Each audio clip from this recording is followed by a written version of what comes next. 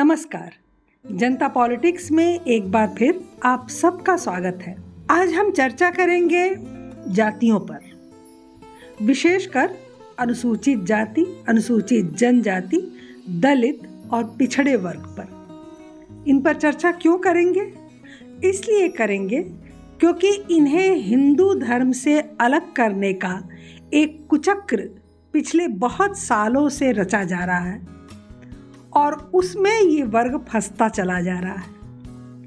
आज़ादी के इन 70 सालों में जाति के नाम पर देश को विभक्त करने की लगातार कोशिशें हो रही हैं। ऐसे में सवाल उठता है कि समता मूलक इस देश में जाति का जहर कैसे घुला। दरअसल हमारी सनातन संस्कृति की वर्ण व्यवस्था को गुलामी के हजारों सालों के दौरान विदेशी आक्रांताओं ने जातियों के कुचक्र में इस तरह पिरो दिया कि आज यह राजनीति की रोटी सेकने का सबसे बड़ा चूल्हा बन गया है। हर राजनीतिक दल जाति धर्म की आड़ में सत्ता का सुख चाहता है। यही कारण है कि आज़ादी के 70 साल बाद भी अधिकांश लोगों को आरक्षण का न तो लाभ मिल सका, न ही उनका उद्धार हो सका। फिर भी लोग राजनीति के हथकंडे को समझ नहीं पा रहे हैं और इसी का फायदा उठाकर कई राजनीतिक पार्टियां, संगठन, संचार माध्यम, न्यूज़ पोर्टल, सोशल मीडिया, विदेशी संगठन और कई कंपनियां जातीय जहर घोल रही हैं। जाति का जहर इस तरह घुल गया है कि कई जातियां अब अपने को हिंदू धर्म से अलग मानने लगे हैं। जातियों के इस जंजाल पर क्या कहूँ? कोई पासी, कोई चमार, कोई ब्राह्मण है, कोई जुल्हा, भिस्ती, पठान है, कोई कायस्थ, कोई ठाकुर, कोई चौरसिया। इतने अधिक जातियों में बट गए हैं हिंदू कि आज उनका संगठित होकर चलना असंभव लगता है। सबने अपने नाम के आगे बड़े बड़े बैनर लगा रखे हैं, मैं फलां जाति तो मैं ठिकाना जाति, और वो इसी में गौरवान्वित हो रहे हैं। दरअसल आज से करीब 1200 वर्ष पहले विदेशी आक्रांताओं ने हमारी वर्ण व्यवस्था को जातियों का जो रूप दिया, उसी का परिणाम है कि आज हम आपस में लड़ मर रहे हैं। जातिगत आरक्षण हमारे समाज की सबसे बड़ी भूल है। आज देश 4000 जातियों में बटा हुआ है। इसके बावजूद देश में राजनीतिक रोटी सेकने के लिए नई जातियों को भी गढ़ा जा रहा है, जबकि संविधान निर्माण के समय केवल संविधान निर्माताओं ने देश की गरीब जाति के लोगों को समानता का हक दिलाने के लिए आरक्षण का प्रावधान किया था। लेकिन फिर कांग्रेस ने इसमें लंगड़ी लगाई और अनेक जातियों को आरक्षण से जोड़ दिया। फिर भी हिंदू समाज को इस आरक्षण पर कोई आपत्ति नहीं हुई। लेकिन फिर आगे चलकर यही आरक्षण देश के लिए जी का जंजाल बन गया। गलती वहां हुई जब हमारे संविधान निर्माताओं ने आरक्षण को अंग्रेजों की बनाई जाति व्यवस्था के आधार पर, अर्थात जातिगत आधार पर स्वीकार कर लिया। अंग्रेजों ने भारत में जिस जातिगत आरक्षण और देश के समाज में विभाजनकारी रेखा खींचने की मूर्खता की थी, उसे देश के नेतृत्व को बदलना चाहिए था। वीर सावरकर ने उस समय नेतृत्व को चिताया था कि आरक्षण का आधार जातिगत मत रखो, इसे आर्थिक आधार पर दो, तभी देश का कल्याण होगा। दुर्भाग्यवश उनकी आवाज़ को अनसुना कर दिया गया। इसके बाद आज तक कोई नेता नहीं हुआ जिनके मुंह से ये कभी निकले कि जातिगत आरक्षण को बंद करके आर्थिक आरक्षण होना चाहिए। हमलावरों ने हमारे ज्ञान विज्ञान के ग्रंथों को जलाया, मंदिरों को नष्ट भ्रष्ट किया, लेकिन ऐसी स्थिति में भी ब्राह्मणों ने इस धरोहर की धर्म संस्कृति को जीवित रखा। सिख, जाट, मराठा, गुर्जर, राजपूत और भीलों ने वीरता और बलिदान का इतिहास रचा। उसी शौर्य बलिदान से प्रेरणा लेकर इन संप्रदायों के लोग सेना में भर्ती होते हैं। सभी जाति वर्ग के लोग समान संस्कृति की भावभूमि पर खड़े हैं। गंगा, भारत माता और गौ माता के प्रति सभी में अटूट श्रद्धा है। त्योहार, कुंभ, सिंहस्थ मेला और संत समागम में जो जन सैलाब उमड़ता है, वह सामाजिक एकता को मजबूत करता है। कहाँ उसमें जातियाँ दिखती हैं, कहाँ कोई भेदभाव मिलता है। लेकिन धीरे धीरे स्थितियाँ कैसे बिगड़ रही हैं। 5वीं अनुसूची का क्षेत्र बाहरी प्रवेश वर्जित इस देश में राजनीतिक पार्टियों ने जातियों के नाम पर जो खेल खेला है, उसका परिणाम अब देखने को मिल रहा है कि आदिवासी क्षेत्रों में बोर्ड लगाकर लिखा गया है कि यह क्षेत्र 5वीं अनुसूची क्षेत्र है, यहाँ बाहरियों का प्रवेश बंद है। यह बोर्ड जय आदिवासी युवा शक्ति द्वारा लगाए गए हैं। वहीं कई क्षेत्रों के आदिवासी अब यह कहने लगे हैं कि वे हिंदू नहीं हैं। बहुत से दलित और पिछड़े भी आपको यह कहते मिल जाएंगे कि वो हिंदू नहीं हैं, उनका हिंदू धर्म में विश्वास नहीं है, क्योंकि उन्हें हिंदू धर्म यानी कि ब्राह्मणों और ठाकुरों के द्वारा, सवर्णों के द्वारा दबाया और कुचला गया है, इसलिए वो हिंदू नहीं है। किसी जाति, किसी धर्म, किसी देश के लिए वर्ण व्यवस्था का होना बेहद जरूरी है। बिना वर्ण व्यवस्था के समाज में संतुलन कभी स्थापित हो ही नहीं सकता। और हमारे सनातन धर्म में वर्ण व्यवस्था की जो प्रथा थी, जो प्रचलन था, उसे विदेशों के सभी बड़े दार्शनिकों ने भी स्वीकारा है। पाश्चात्य दार्शनिक प्लेटो ने भी समाज को 4 वर्णों में विभाजित करना अनिवार्य बताया है। अन्य धर्मों में भी इस प्रकार की वर्ण व्यवस्था की गई थी। प्रत्येक व्यवस्था गुणों और कर्मों के आधार पर थी। लेकिन आज इस लोकतांत्रिक देश में जातिवाद चरम पर है। आज लोग जाति के नाम पर ही वोट देते हैं। राजनीतिक जातिवाद का ही परिणाम है कि बिहार, यूपी सहित कई राज्यों में जाति के आधार पर न केवल वोट मांगा जाता है, बल्कि वोट के लिए कई नई जातियों को भी गढ़ा गया है। इसमें से किसी भी जाति को आज तक कोई लाभ नहीं हुआ, बल्कि सामाजिक द्वेष ही फैला है। इसलिए देश में जाति की राजनीति को खत्म करने के लिए खुद लोगों को ही पहल करनी पड़ेगी। दलित कौन है? दलित शब्द का शाब्दिक अर्थ क्या है? शाब्दिक अर्थ है दलन किया हुआ। इसके तहत हर वो व्यक्ति आ जाता है जिसका शोषण या उत्पीड़न हुआ हो, फिर चाहे वो किसी भी जाति का हो। अगर ब्राह्मण भी शोषित और उत्पीड़ित है तो वो दलित है। सालों पहले इस शब्द का प्रयोग उन तमाम जातियों के लिए सामूहिक रूप से किया जाने लगा जो हिंदू समाज व्यवस्था में सबसे निचले पायदान पर स्थित थे। संविधान में कई कानून और अधिकार लिखे गए, परंतु आज सालों बीतने के बाद भी स्थिति बिल्कुल पहले जैसी नहीं है। आज न तो उस वक्त का निचला वर्ग पूर्ण रूप से दलित है, न ही उस वक्त का ऊपरी वर्ग पूर्ण रूप से समृद्धवान है।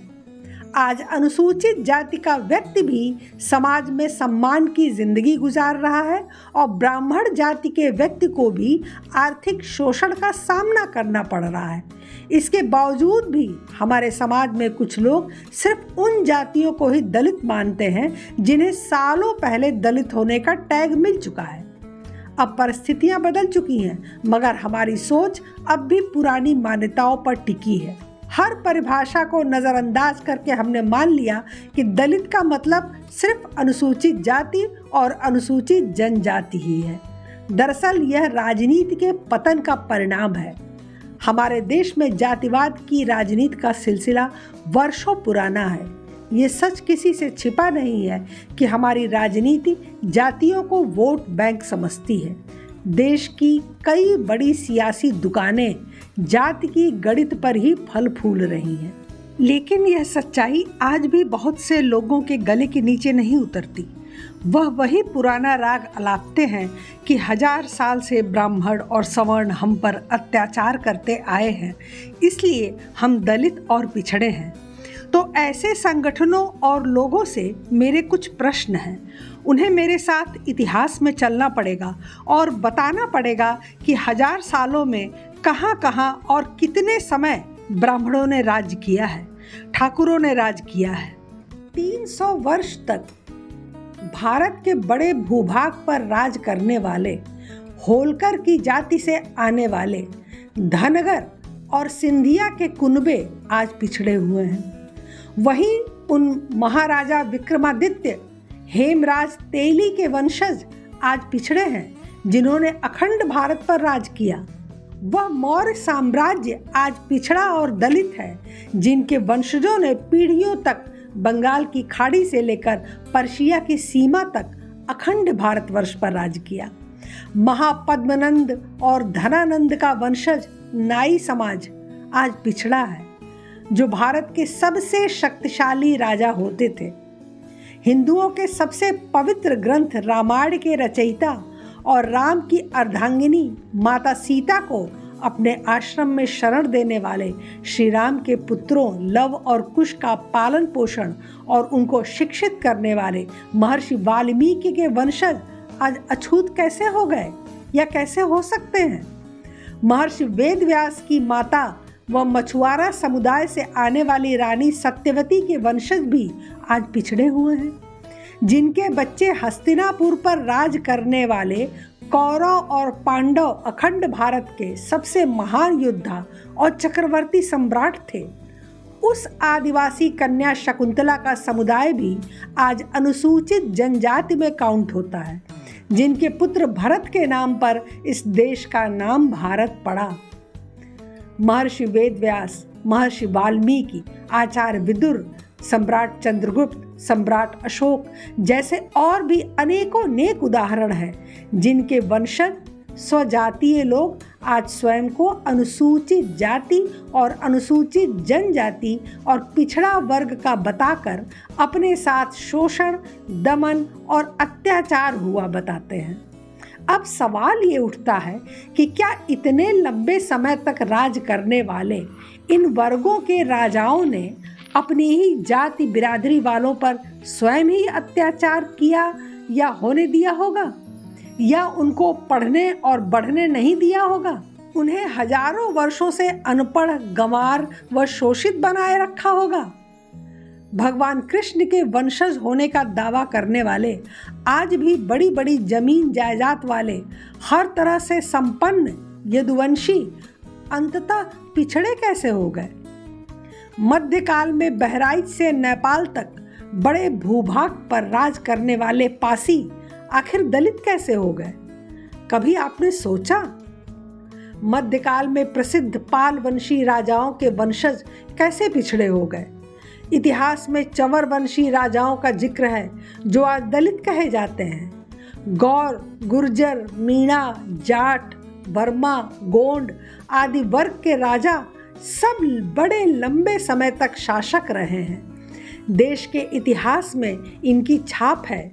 लेकिन ऐसा क्या हुआ कि मुगल आक्रांताओं के शासनकाल व उसके बाद अंग्रेजी शासनकाल की गुलामी के बाद ये सारे वर्ग विभाजित होकर वंचित, शोषित और पीड़ित कहलाने लगे? क्या किसी ने यह विचार किया कि कहीं विदेशी आक्रांताओं ने ही हिंदू सनातन समाज में फूट डालने के लिए ये काम तो नहीं किया?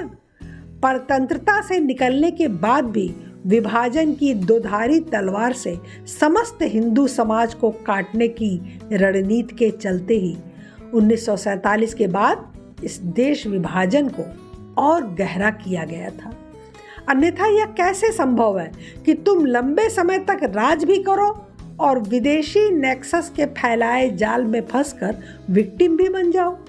और राजा बनने के बाद भी क्या आपके स्वजातीय राजा अपनी जात बिरादर के साथ ऐसा ही करते रहे कि वो अनपढ़, गंवार, मूर्ख, पिछड़ा, दबा, कुचला ही बना रहे? क्या ऐसा हो सकता है? सैकड़ों वर्ष तक अखंड भारत पर राज करने के बाद भी तुम अपनी जाति का उद्धार नहीं कर सके, तो इसमें दोष ब्राह्मण और हिंदू धर्मशास्त्रों को क्यों देते हो? एक बार स्वयं की ओर झांक कर भी देखो। जाति की इस राजनीति को हर व्यक्ति को समझना चाहिए। इनसे जितना दूर हो सके उतना दूर होना चाहिए। हिंदुओं को एकजुट होकर रहना चाहिए और समझना चाहिए कि एकता में ही शक्ति है। हर राजनीतिक दल केवल उनका लाभ उठा रहा है, लेकिन उससे उन्हें कोई लाभ नहीं मिल रहा है। जो समृद्ध है, समर्थ है, वे ही आरक्षण ले रहे हैं और वे ही उनका लाभ लेकर आगे बढ़ते जा रहे हैं। जो पिछड़े, शोषित और गरीब हैं, वो आज भी गरीब ही हैं। इस अंतर को आपको ही समझना होगा। धर्म से दूरी बनाने से समस्याएं नहीं खत्म होंगी। जब आप धर्म के साथ जुड़ेंगे, धर्म की गहराइयों में उतरेंगे, तभी आप समझ पाएंगे कि आपका सम्मान सदियों से होता रहा है और होता रहेगा। आगे विचार आपको करना है। आप अपने समाज को सुदृढ़ करने की इच्छा रखते हैं अथवा नहीं, हिंदू मिलकर चलना चाहते हैं अथवा नहीं। आज के लिए बस इतना ही। हमारे चैनल को सब्सक्राइब करें, लाइक करें और सभी प्लेटफॉर्म पर शेयर करें। अपने विचार हमें कमेंट बॉक्स में ज़रूर बताइएगा। धन्यवाद। नमस्कार।